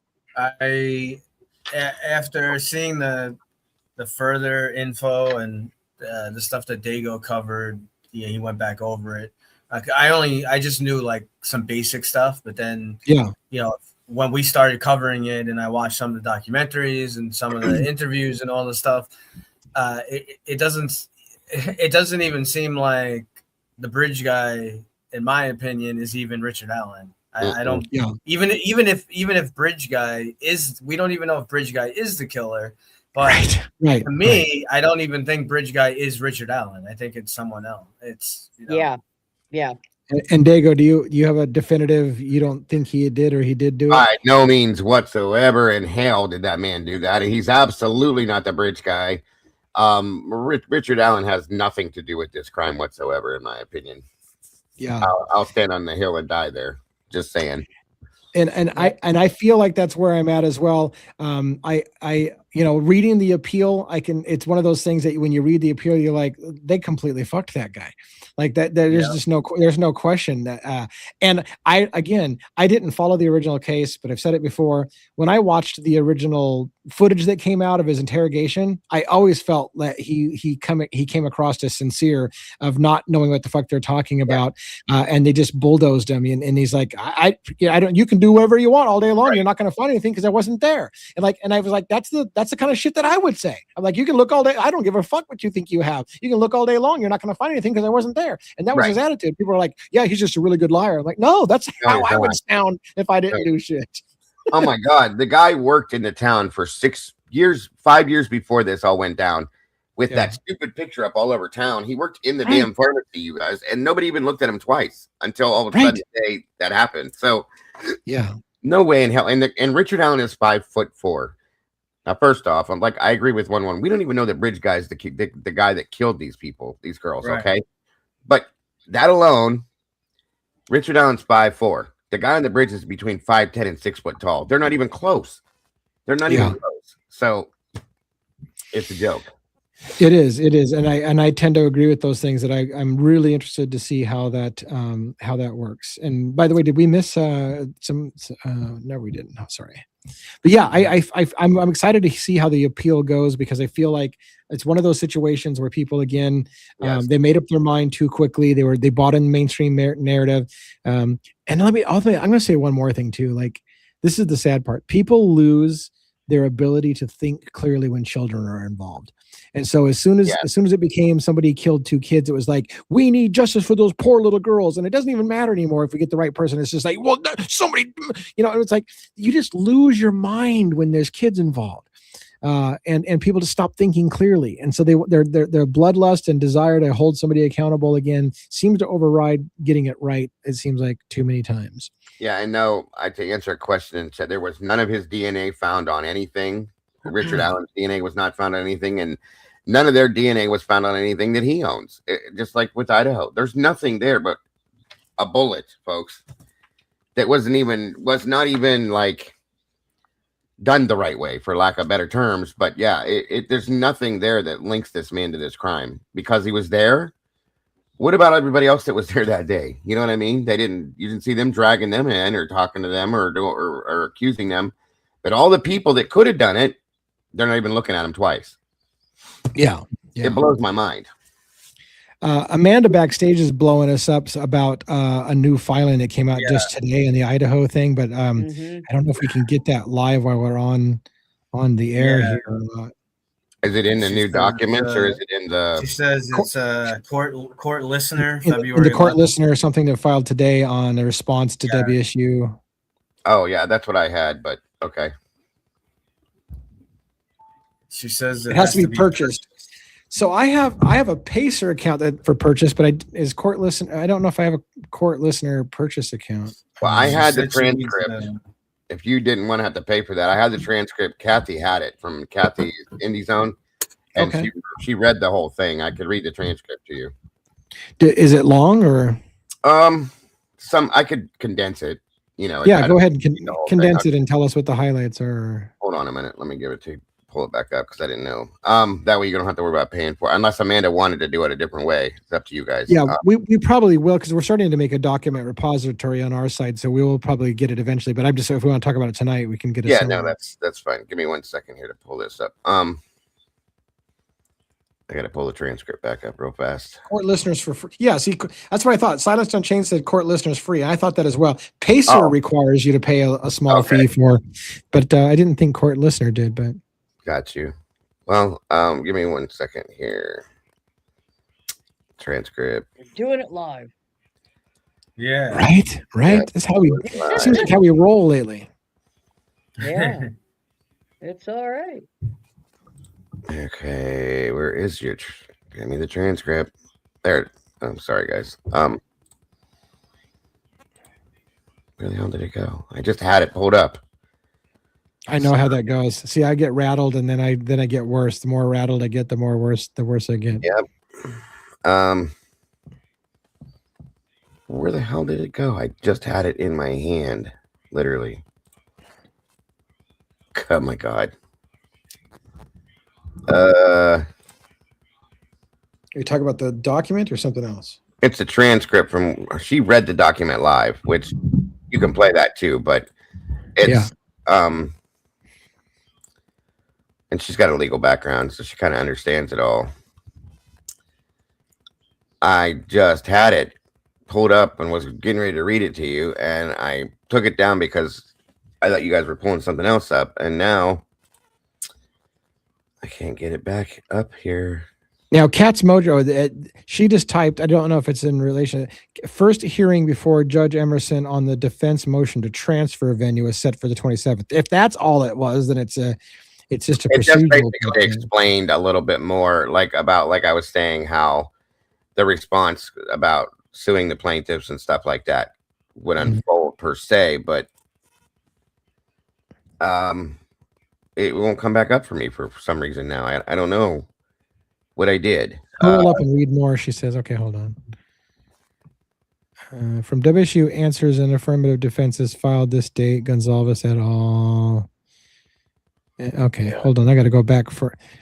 All right, I got to go further. Kat's got a whole bunch of stuff. WSU suggests there might be other third parties, people and entities liable besides Mr. Koberger. What? Oh, okay. What? WSU suggests there might be other parties or people involved besides Koberger. Well, yeah, that's what I was saying. And that's what I was saying. But that may come to light through discovery, a civil litigation tool, and investigate. That would be huge if you're reading that right. Let's see. That would be enormous. Yeah. And look, before I finish the rest of her comment, this is exactly what I said. If I were WSU, I'd be like, well, wait a minute. Maybe it wasn't a lone killer, and so you can't sue us for shit because he wasn't the only one who did it. Now they're actually incentivized to fight the story, the narrative. They're incentivized to fight it because that story is costing them a fortune, right? Yeah, right. Definitely. But doesn't clarify whether this was WSU's investigation or law enforcement's. So law enforcement could be doing an investigation into the possibility that's more than one person. Puts the plaintiffs on notice of possible counterclaims against them. There's that. Counterclaims against them. Oh my God. That's what I was referring to. So okay, I don't know if it's true, and I shouldn't get terribly excited about something I don't know it's true, right? But it sounds like what she's saying is WSU basically said, okay, you're suing us on this whole we didn't stop the lone killer, but we think there's a possibility it wasn't a lone killer, and we'll countersue you if you're wrong, kind of thing. It sounds like that's kind of like that kind of posturing, which would be super fucking interesting. Okay, here we go. I got some. You got it? Read you. Okay, so what they're saying here, affirmative defense number one, by way of further answer and first affirmative defense, defendant alleges that plaintiff's damages and or injuries, if any, were caused by the fault of a non-party for the purpose of, and then the statute is stated here, including but not limited to Brian Koberger and or other individuals, entities that may become apparent through ongoing investigation and discovery. Defendant reserves the right to identify additional individuals and individuals and entities in this matter. So it appears what the defense is saying here is, first off, if you have any damages that were caused for purpose of the statute by not us, the fault of at least one non-party, including but not limited to Mr. Koberger, and then or other. Hold on, I gotta let it scroll down a little bit more. Oh, it jumped down. This is becoming super, super, super interesting to me because I think Howard Bloom knew something when he said, hey, I'm beginning to think Koberger may not have done it alone. And then all of a sudden, mainstream media started saying, hey, is it possible that Koberger didn't do it alone? And now WSU is saying, hey, by the way, ongoing investigations suggest that Koberger may not have done it alone. Holy shit. All of a sudden, everybody's getting on board with the, hey, maybe he didn't do it alone, which we said may this. shift to maybe he didn't do it at all and somebody else did it. Yeah, it's Right. okay. So it says with the other individuals, entities that may become apparent through ongoing investigation and discovery. It's unclear what ongoing investigation is stated here. Is he talking ongoing investigation within this case? Talking about ongoing investigation by law enforcement. It is unclear now.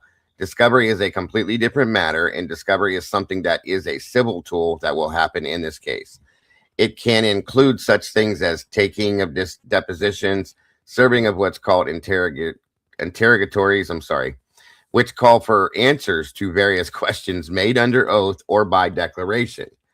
It could be a request for production of documents that one side believes is the other side's possession, custody, or control, is in the other side's possession, custody, or control. It could be request for admissions. Admit that X, yes or no, admit that Y, yes or no. Each side will serve discovery in order to get evidence to help them either defend their case, which is what WSU is doing here, or prove their claims, which is what the plaintiff's task will be. There's a number of other affirmative defenses here. Number 8 is stating that the defense alleges plaintiffs have failed to file a claim against the state of Washington, which is required. This is a pursuit tort type claim that must be filed against the state. And they're saying that it wasn't done properly. Oh boy. They're saying that they did not take measures in another affirmative defense to adequately mitigate to lessen their damages, if any. And they're saying that in their 6th affirmative defense, everything that they did was based in good faith in the performance of its duties, and therefore are immune from suit for example, and those costs can add up very quickly and get to be very high in federal court. So they want their costs reimbursed. And then they also want their attorney's fees, what it costs to have, even though it's the attorney general, but still they're having to put time aside to defend this case. Right. So basically you're going to countersue for all the money it's going to cost to fight the families. And let me, I hope I can articulate this right. I've said this before in other cases. There's a difference between the criminal phase and the civil case, phase. And a lot of times the big shit comes out in the civil phase. So Brian Koberger pled guilty in the criminal phase of this thing. That is far from over. The civil side is when a lot of big shit comes out, including what they did, what law enforcement might have done wrong, what the prosecution may have done wrong, that led to an incorrect criminal situation. And this happens in cases all over the place. O.J. Simpson found not guilty in the criminal case, but has faced civil penalties. Same thing happened in Ben Fields in Letcher County that I'm doing. He was found criminally guilty of a few things and basically got a slap on the wrist in some respects. But the civil case may be where the fucking real rubber meets the road and the huge amounts of information will come out in penalties. Now, in this kind of case, same kind of thing. You got a simple criminal case of Koberger pleading guilty, but that civil case is going to become where monstrous amounts of details come out. It also says in summary here, WSU has denied everything. They have denied that there was any culpability here. They've denied that they were negligent and that they violated Title IX in a very strong terms in answering to this complaint.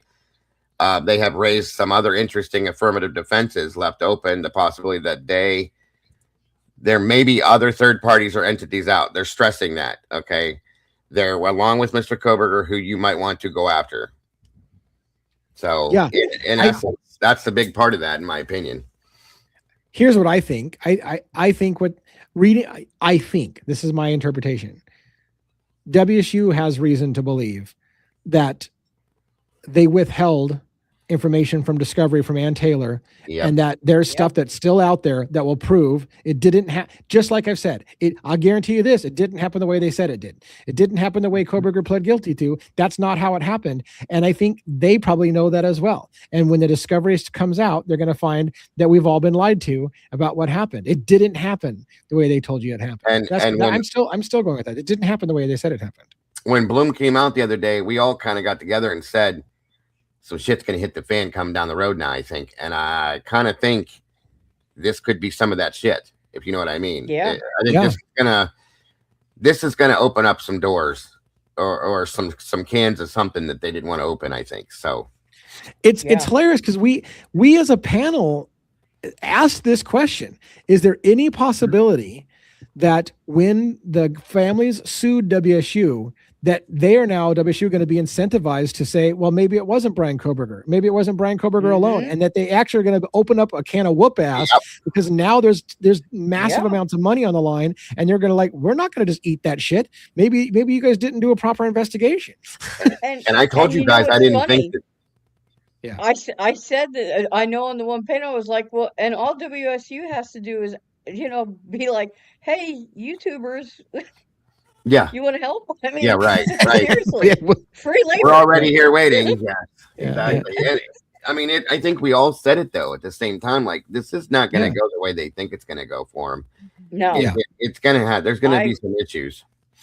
I can't even really believe that they filed the lawsuit. I mean, couldn't they see? Didn't they have the well, apparently not, to see the foresight how that might have backfired on them. Right, and now. Yeah. Go ahead. Well, so was it a mistake of greed on the family's side that we're going to go after this big money without realizing that they could inevitably fuck themselves because they're giving WSU incentive to fight the official narrative? Like if they just let it go, the official narrative might have stuck, but them opening the lawsuit, WSU is going to be like, I'm not eating that kind of thing. I'm going to fight back and prove that maybe the whole story was bullshit. Was it unintentional or was it intentional? Is somebody manipulating this because that's what was the plan all along, is having it come out in the civil investigation? And not only that, now on top of that, they're going to make them pay back all this money as well. So Robin's head's gonna explode. What do you got, Robin? Yes, ma'am. Go ahead. Did you read in that document? Did you say tort law? Did you say tort? Yes, I did. Remember, I said to you the insurance part of it. If their insurance company, whoever their big insurance company is like, I'm not fucking paying for that if we can prove that Brian isn't the one that did it. Right. Son of a bitch. Yeah. See. Right. See, we all have instincts. We have instincts, and we can see it. You can see ahead where that shit can unravel, and it's starting to unravel. This is gonna blow up. This is gonna blow up big time, I think, in their faces. Like, I agree. I agree. I mean, wow. I believe in karma, folks, and I'm not saying that these people deserve bad karma. What I believe in is good karma as well. Like, good things can come from bad things at some point, where the truth could be exposed, and that's what I mean by that. So, yeah. Wow, this could get crazy. This could get crazy. And the fact that I'll have to read it myself, right? And not that I don't trust you, because that's not what I'm saying, but I need to read it myself. Yeah. What I heard you say was several times something to the effect of there may be other perpetrators that are still going to come out in an ongoing investigation. Why is there an ongoing investigation? This should be all done. We already know who did it. He pled guilty. What's their but it makes it sound like they're still looking into the possibility it wasn't done by one guy. And we're going to be like, I would like somebody to come over personally to my house and thank me for helping me bring that into the public consciousness. Yeah. Not just me. It wasn't just me. You know what I'm saying? Like, we've all been saying it, but the point being is like, well, we've been telling you for forever that this wasn't done by one guy. Everything in the dark eventually comes to light, folks. I put it backstage if you want to see it. Oh, you got it? Good. I put it up. Yeah. You want me to pull it up or? Let me see. The actual document, you mean? Yeah. Ooh, there's a whole bunch of pages. Which one are you? It's 4 pages. Oh, what the hell just happened there? All right, let's start all over again. Okay, do over. Let's start the show. All right. What the heck was that? Go ahead. Since you know which one is what first, go ahead. My only fear is reading a whole legal document online, because that can get tedious. But Yeah, I don't know why. Oh, here we go. It's not. It's really like 3 pages. okay, Uh, Yeah, that's the same thing I was reading to you. same thing. yeah. Basically, I just read the transcript from it. Okay. Well, I mean, yeah. Let's maybe hold off on reading it verbatim, because it might get a little dry Okay. to read Yeah, the thing. yeah. But it sounds to me like it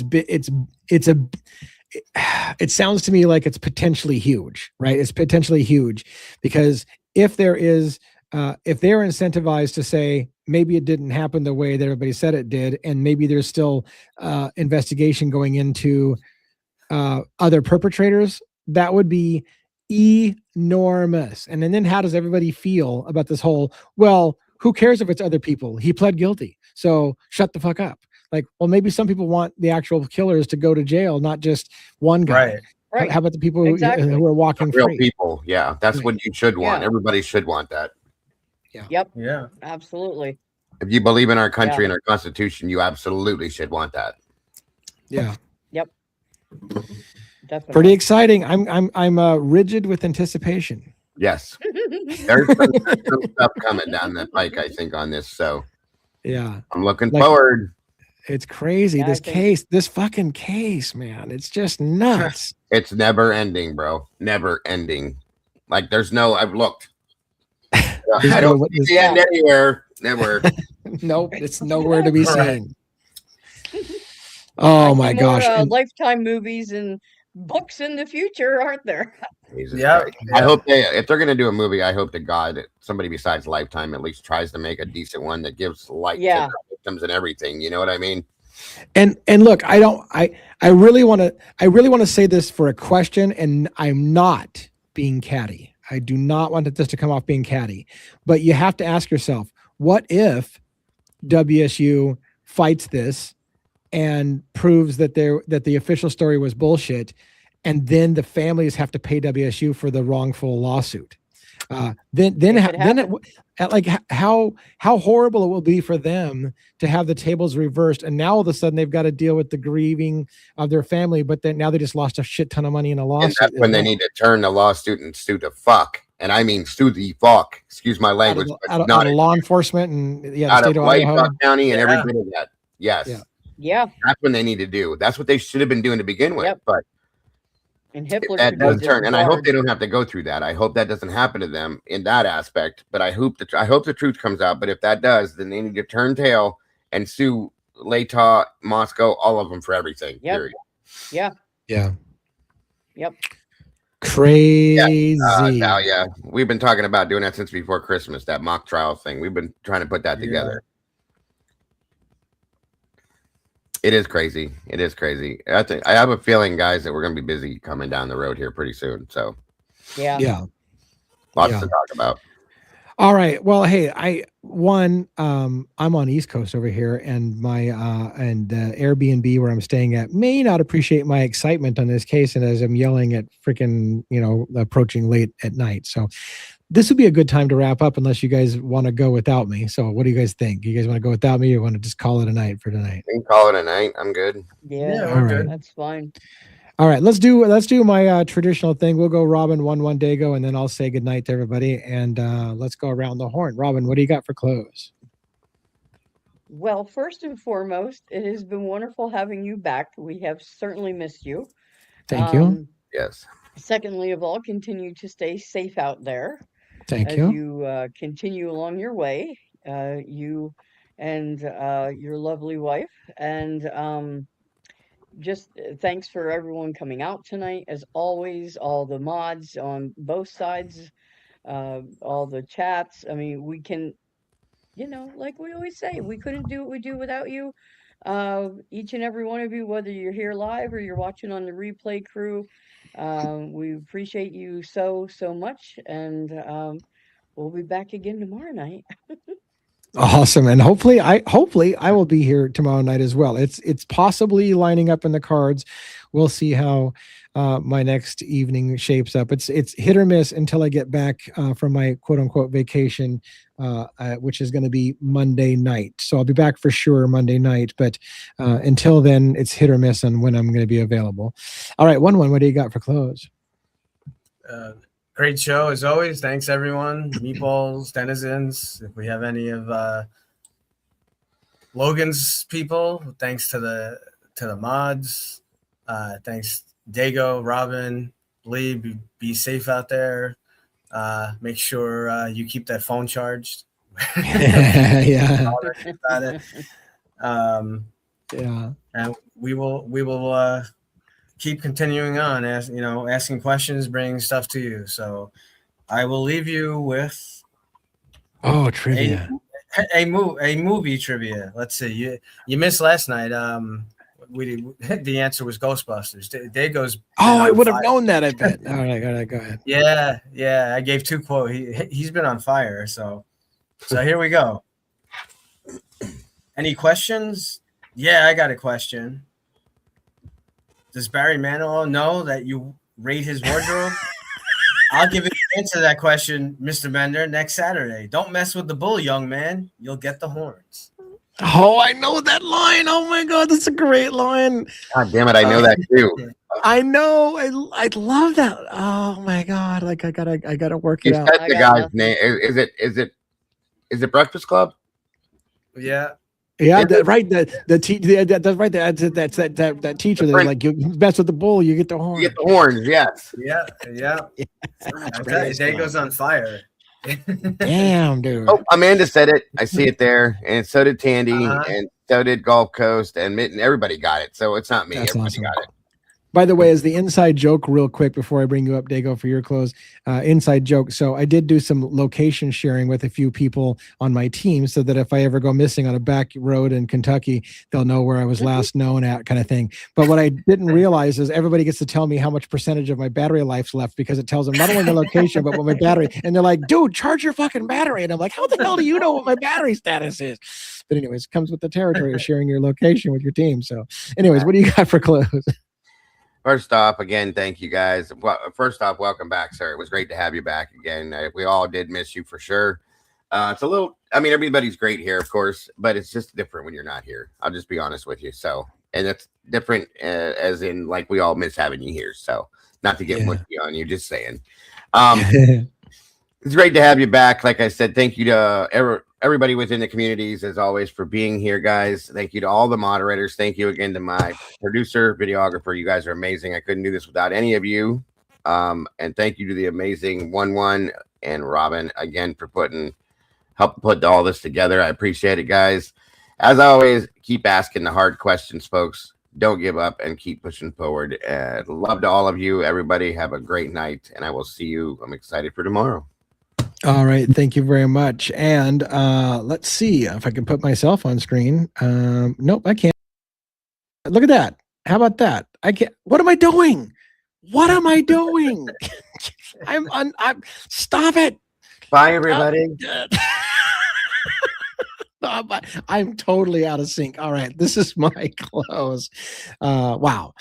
Thank you for coming tonight. Thank you for and Robin just hijacked my shit again. I was on screen. Whatever. You didn't touch it. All right. Whatever. The point being, thank you for coming tonight. Thanks for everybody holding the show down while I'm out of town. I'm trying to do some work and plugging along. I will see you hopefully tomorrow night. If not, I'm pretty sure the team will go on without me. And yeah, so have a great one. And by the way, that WSU news might be enormous.